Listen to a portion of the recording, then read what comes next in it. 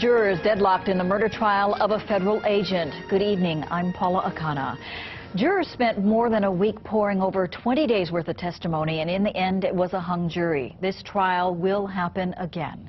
We begin tonight with team coverage of this high-profile murder trial. Brenton has been reaching out to the family members, but first we're going to go straight to KITV4's LARA YAMADA, who has been following the Deedy trial since day one. Lara.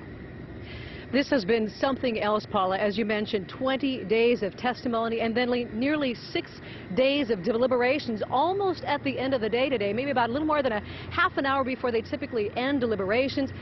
We got news of the verdict. At that point, Judge Ahn calling everyone in without the jury, mind you, at that point saying that there had been a minimum of 5 communications between the jury, not a whole lot of talk between them, but at this point they decided they could not reach a verdict. At that point, defense attorney Brooke HART calling to ask for the jury to deliberate even more. They can ask for that. They can't order it. Then a 20-minute bench conference. At that point, we were ordered out of the courtroom before we finally were entered back in. Then the jury finally comes in to say, indeed, they could not reach a verdict on this case. Judge Ahn polling the entire jury, each one saying, no, we could not, no, we could not, and then declaring a mistrial at that point. It has been incredible these past few weeks as to what these families have gone through and what these attorneys have gone through. We talked to both the defense attorney, Brooke HART, as well as prosecuting attorney Janice Futa shortly after that verdict. What was the most challenging was probably just being able to get all the witnesses here when they needed to be here. There were just so many witnesses. My reaction is that Agent Deedy is not guilty, pled not guilty, he is not guilty, and the jury did not find him guilty. So he has another day in court to deal with these charges. And I think that the jurors worked really hard and did a great job. They were very hardworking in this case. And inexperienced.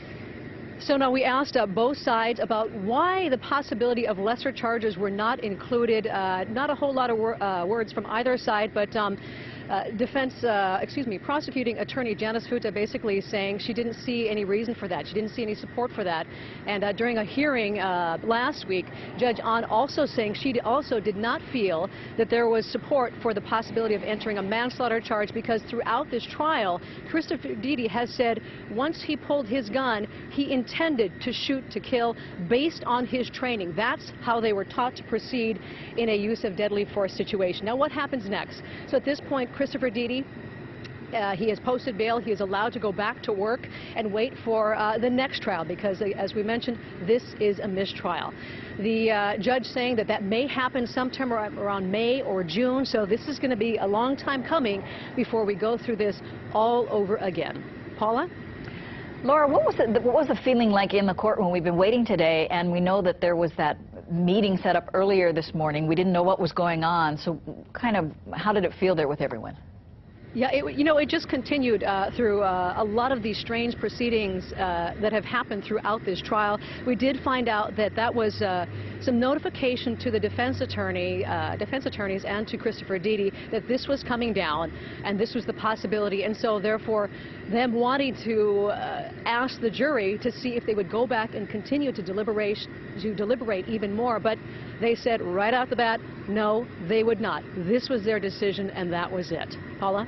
All right, thank you so much, Laura. And LARA YAMADA has been following this case from the beginning. Well, let's keep our live team coverage rolling. This has been a deeply personal and highly emotional trial for family members of both Christopher Deedy and Colin Elderts. Deedy's family traveled from the mainland for this trial. Elderts is from Kailua. It has been a long wait for justice, and now both sides say they know it's going to happen again. KITV4's Brenton at the courthouse for the ruling and reaching out to the family members. He joins us live now from the courthouse with more. Brenton. Hey, Paula, from the moment we arrived at this courthouse, you could feel the buzz in the air on the bottom floor. The security guard was talking about the case. A woman came out. She was actually cursing about this hung jury, and then we got upstairs, waiting outside in the hallway, and it was absolutely packed out there. We were waiting to talk to the families. The first family to come out was Colin Eldred's family, and just from looking at their faces, they looked upset. His brother shaking his head, walking his way to the elevator. His father was also there. His uncle was also there. We asked them twice if they had any comment, but they did not. They just wanted to leave the courtroom. We also tried to talk to Christopher Deedy's parents and wife, but unfortunately they slipped out the back of the judge's chambers. Paula? All right, thank you so much, Brenton. I'm sure it's so emotional for both families. Well, 6 days of deliberation, no consensus. We want to bring in now Attorney William Harrison. So, Mr. Harrison, were you surprised at the hung jury? No, I was not, based on what the defense was and based on what the facts at least had come out during the course of the trial were. How rare is seeing a hung jury and a retrial, especially in a murder case? It's rare. It's rare. Jurors generally will come to a consensus on a case, but this case clearly had, both sides had a lot of facts and a lot of witnesses and evidence to deal with. Did it surprise you that a lesser charge wasn't included in it? It's always a surprise. Generally, if there's any evidence at all of the lesser included, it's included. And in this case, I personally think there was some evidence of the lesser included, so it could have been given by the judge. As far as a hung jury with us right now, what goes on next, and who, we were talking a little bit earlier about who it kind of favors in some way when you have to approach that next trial? Yes, right now what's going to happen is that the various parties are going to get transcripts of the trial testimony. They want to make sure they preserve that information for the retrial. But what happens generally is that either side, if they have some holes in their case, the other side can then plug those holes. So generally the prosecution gets a little bit of upper hand in a retrial. And they could bring the lesser charges in, possibly? They could bring the lesser charges. If there's any evidence, they then can say, you know, Your Honor, we at this juncture believe there is, so we should have a manslaughter type of charge given. All right. Thanks so much for being with us, Mr. Harrison. You're very welcome.